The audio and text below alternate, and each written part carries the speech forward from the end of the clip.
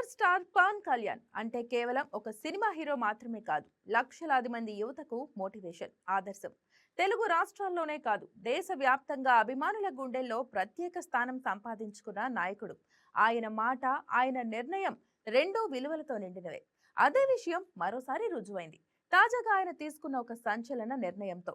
వివరాల్లోకి వెళ్తే, ప్రముఖ టొబాకో కంపెనీ ఒకటి పవన్ కళ్యాణ్ ను తమ బ్రాండ్ అంబాసిడర్ గా నియమించాలనుకుంది. ఇందుకోసం ఏకంగా 40 కోట్ల రూపాయల భారీ ఆఫర్ ఇచ్చేందుకు సిద్ధమైంది.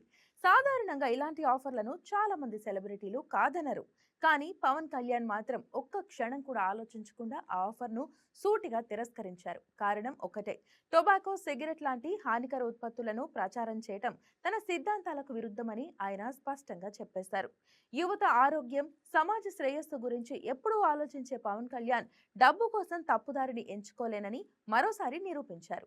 కోట్ల రూపాయల ఆఫర్ అయినా సరే తన విలువలకు భంగం కలిగితే కాదనే ధైర్యం ఆయనదే.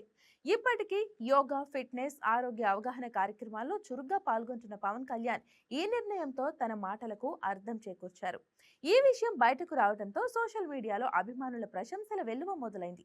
మా హీరో కోట్లు ఇచ్చినా తప్పు చేయడు, డబ్బు కన్నా విలువలు గొప్పవి అంటూ పవన్ కళ్యాణ్ పై ప్రశంసలు కురిపిస్తున్నారు నెటిజన్లు.